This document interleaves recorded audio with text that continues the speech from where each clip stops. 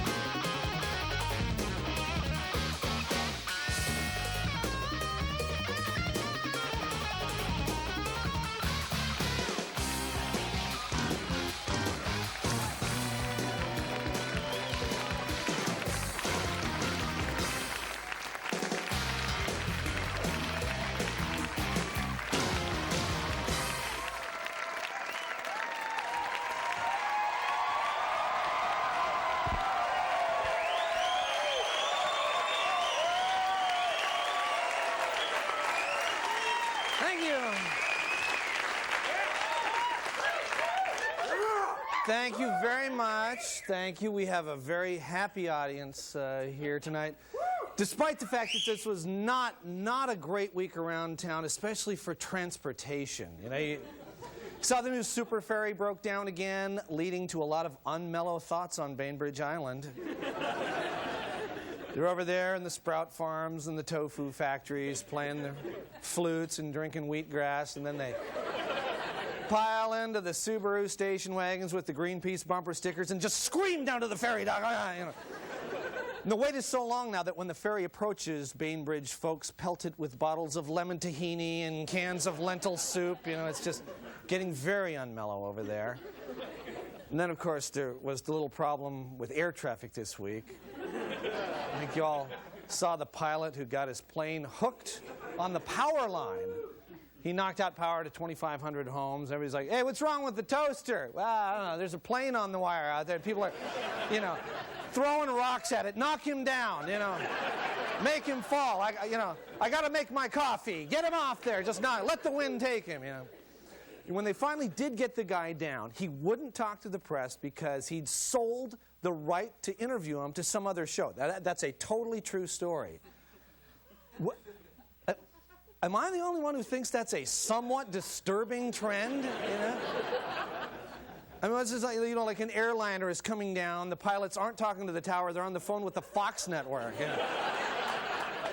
We want 30% of the gross, Who's going to play me in the movie? John Ritter? No way, Want John Travolta or So Help Me We Won't Crash? I don't know. Anyway, the pilot, he wouldn't talk to us at our show, but we did some research on his background. We found some family photos. This is him as a child. Yeah. Apparently, he was always interested in mechanical things like bicycles. This is him trying to get the garage door open to get the bicycle out. Of course, things don't always go right with the bicycle either. There's problems with the bicycle. He went on some dates in high school, but proved to be somewhat socially awkward, so he concentrated on learning to fly, became an excellent pilot, even knew how to fly helicopters. There he is flying a helicopter. That expertise helped him out during that dangerous time he was stuck on the wire. And when the firemen got him out, his girlfriend was very relieved. That's his girlfriend there. And when they knew he was safe, his family was ecstatic. There's the family. So it's a story with a happy ending, although after a stunt like that, the The guy's flying career may be over, but he may have to think about some kind of second career, but that's okay because a lot of people are able to combine 2 careers, like this guy. He's still the biggest name in music radio.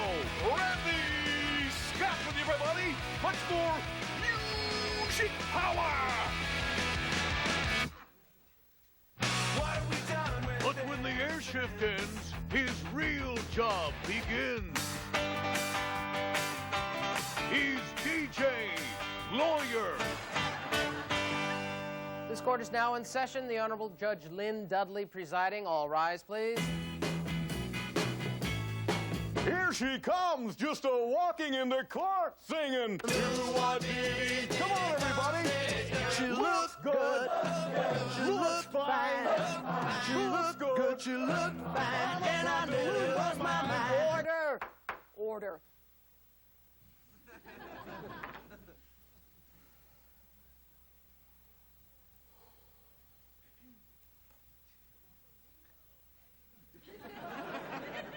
Can I get a witness, please? By request, Marvin Gaye, Solid Gold, 1963. Yes, he's Counselor Randy Scott. And it's about 17 minutes before the hour right now. Your Honor, I'd like to call Cindy Crawford. I don't see her name on your list here, Mr. Scott. Well, no, it's not. I'm just saying. I'd like to call her. I mean, she's a babe. Why are you here today, Mr. Scott? I'm here, Your Honor, because my client would like to file a complaint on behalf of herself and other people with similar complaints. That is a class action suit, Mr. Scott. Well, thank you, Your Honor. Yeah, I picked this little number up at Mervyn's during Mervyn's big 40% off suit sale going on right now at all 5 Mervyn's locations. It's about 16 minutes before the hour right now. That's enough, Mr. Scott. Your Honor, I'd like to make a motion. All right. Here's another one for you. You may begin the examination of the witness, Mr. Scott. Okay, Your Honor. Would you take your clothes off, please? What? Randy Scott, just playing a little joke on you, ma'am. Would you please proceed? Okay, Your Honor. Well, somebody got up on the wrong side of the bench this morning, didn't they? Cool gavel, Your Honor. You can't touch this. Solid gold. Do you know what this means, Mr. Scott? What does what mean, Your Honor? This. Don't tell me. Don't tell me. Now, I know that twice on the pipe, the answer is no. Got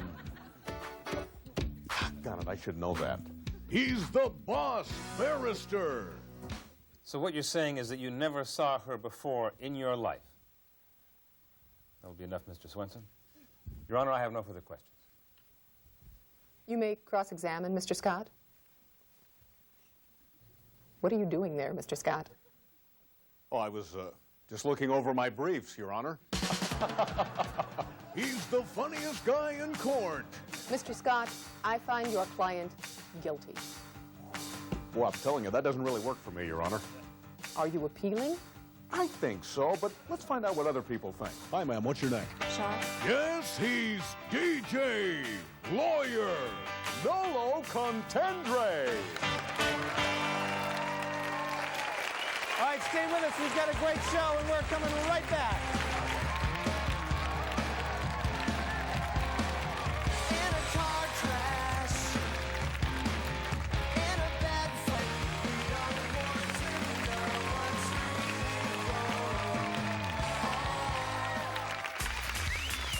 And now, get ready to play TV's hottest new game show, Have I Got a Migraine? And now, here's the star of our show, Skip Town. Hello, and welcome to Have I Got a Migraine, the fun, fact-filled brain power game for people who use their brains until they hurt. I'm Skip Town, and now let's meet our contestants. First up is Randy Binghamton, an insurance adjuster from Spanaway, who suffers from migraine so severe he curls into the fetal position and hallucinates. How are you, Randy? Actually, not bad. I'm having a relatively good day, Skip. Well, that's great. Oh, don't shout. Okay, I'm sorry, I forgot. Next up is Janine Osborne, a homemaker from Fife who gets a migraine once a month right before her period. How's it coming, Janine? Yeah. Okay, looks like Janine's going to be a little irritable today. And finally, we have Pat Vanderhoof, who in addition to a migraine is also suffering from a brutal hangover resulting from downing 9 shots of tequila at his brother's bachelor party last night. Welcome, Pat, and how was that party? I don't know, Zip. That's Skip. Okay. Let's get started. First, let me explain the game. Before the round begins, you'll hear this. Then after I ask the question, if you know the answer, buzz in like this. If you give the wrong answer, you'll hear this. And then your opponents will be able to buzz in for their guess like this. At the end of a round, you'll hear this. And the contestant with the highest score will be declared the winner by hearing this. All right, are there any questions? No. Okay, let's get on with round one. Here is the first question. We interrupt this program for a test of the emergency broadcast system. This has been a test of the emergency broadcast system. Had this been a real emergency, you would have heard this. Then this. Followed by this. And finally this. This concludes our test. Okay, you want to help her up there? I think Janine's down there. I think she's all right. Is it? There she is. Okay, she's fine. All right, everybody, buzzers ready. Here comes question number one. The wife of a pioneering rock star. She went on to a music career herself. For 200 points, who is singing this song? Oh, no, oh, no, oh, no, oh, no. Very good, very good. Oh, no is right. Yoko Ono, wife of John Lennon. That was... Don't Worry, Kyoko. Boy, it's kind of an obscure one to throw you right out of the chute, so that's good work, Pat. Now, Pat moves into the bonus category. Today's bonus categories are car alarms, heavy construction, screechy things, feedback, and cotton. What's it going to be? Oh, cotton. Okay, just take your time. This is Pat's choice. Pat, what is it? Cotton. Cotton. All right, cotton. Here we go, and good luck. The Cotton Club, a famous Harlem cabaret, has been the launching point for the world's finest blues and jazz artists. For 500 points, name this artist. Anybody? Anyone? Time's up. Pat, anybody else? Oh, sorry. That was Screamin' Bobby Thornton. Well, Pat is still ahead, but Randy and Janine can catch him on the taste test. Now, each of our contestants has a mystery Slurpee. They contain a mixture of 3 distinct flavors. At the sound of the tone, suck hard on the straw, and the first one to identify all 3 flavors is the winner. Everybody ready? Go!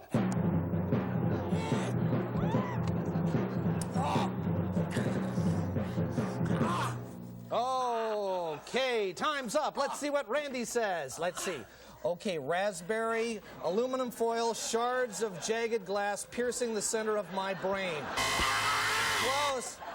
Janine, let's see. Raspberry, banana, frozen banana pounded into my skull. No, sorry. Pat, tequila. No, I'm sorry. All 3 of you were wrong. Oh, there it is. That's the sound that means it's time for our lightning round. The category today is state capitals. I'll give you the capital. You give me the state within the time limit. Here we go. Topeka. Oh, I'm sorry, that was Kansas. Pierre. Oh, sorry, that's South Dakota. Albany. Oh, sorry. That's New York. Well, the lightning round can be rough, but it looks like you're the winner, Pat. Tomorrow you'll face our reigning champion, Don Busby, who was recently upgraded from critical to stable condition. Randy and Janine will receive our consolation gift, 2 front-row tickets to the Pantera concert. See you next week on Hawaii Gala Migraine.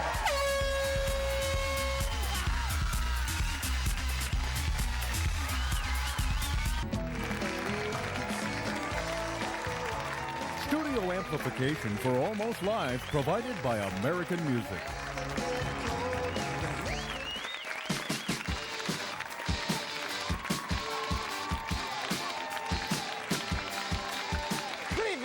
This is the Late Report. Well, with Easter tomorrow, operators of a Seattle-based rabbit hotline note sadly that many areas, such as Lower Woodland Park, have become dumping grounds for dozens of rabbits that people buy their kids for Easter and then get tired of and abandon. This practice, incidentally, is why the sale of Easter piranhas is no longer legal. A 4-year-old boy had to be rescued at the Point Defiance Zoo this week after he was found in the whale pool near the aquarium. Zoo officials reprimanded the boy's mother, pointing to a sign that clearly says, "Please do not feed the animals." An assistant professor at Washington State University's engineering department is currently testing new design concepts that would enable buildings to withstand large earthquakes with little or no damage. However, the researcher admits that his project is hampered a bit by the fact that Pullman is one of the last places on Earth anyone would notice earthquake damage anyway.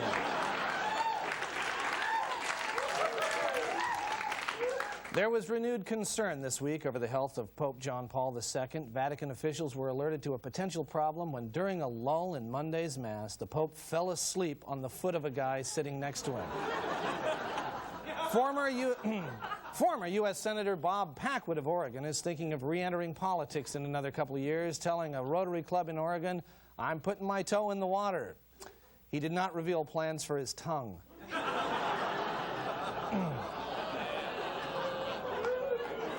The Washington State Lottery will now offer lottery winners the option of collecting their winnings in a lump sum payment rather than stretching it out over 20 years. Lottery officials say this will allow the typical lottery winner to blow the money on cars and liquor 20 times faster.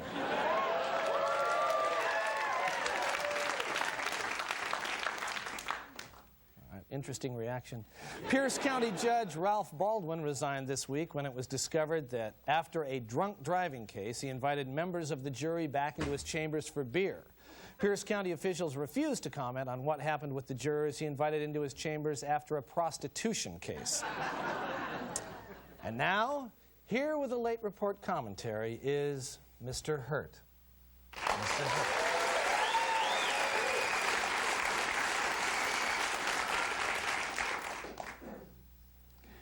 I had a lot to say, but I really don't feel safe right now. Really? Yeah, I feel like I've been hit on the head with a hammer. Well, is there something I can do? Okay, I can really see that you're a little taller than me, aren't you, John? Yeah, and I can really sense how you're using that against me now. That's not what I'm doing. You don't need to yell, John. Oh, was I yelling? It must feel really good to get all the laughs and then have a whipping boy for the commentary. I don't see you as a whipping boy. Wow. Where did that come from? What? That anger. Well, I really feel it coming down on me now. You must really hate me. Why would I hate you? Because I'm incapable of following your hurtful agenda. Look, you can do whatever you want here. Your expectations, I really feel them. They're whipping down on me right now. And I feel like I've been stabbed in the back by someone very close to me, and then someone twisted it, someone as close as my mother. I think someone who told me that they were really looking forward to seeing me on the show tonight. Well, did your mother tell you that? No, you did, John. You did. I really admire you. Why is that? You are so good at protecting yourself, and you're totally unaware of all the pain caused by your funny words, John. Ouch. All right, well, that's all the time. Ouch, John. Ouch. That's all the time we have for the commentary. Okay, I can see now that your timeline is much more important than any human feelings. All right. Thank you very much. It all hurts, John. Thank you, Mr. It all Hurt. hurts. Mr. Hurt, everyone. Mr. Hurt.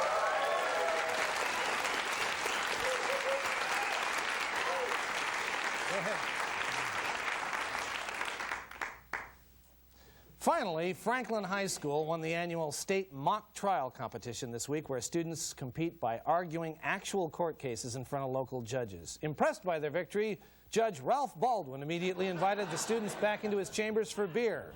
This has been the Late Report. Don't go away, because we're coming right back.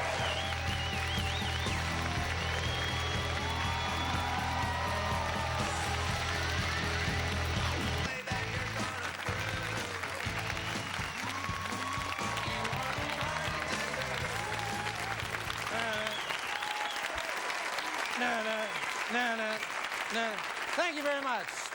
We're still jamming to that segue music. Anyway, that's all the time we have for this week. If you want to come down and join this wonderful audience, not this audience, but another audience, that's the number for tickets. We had a great time. Did you guys have a good time? Yes, they did. So, from now on, this is Keister. Happy Easter. Bye-bye. See you next week.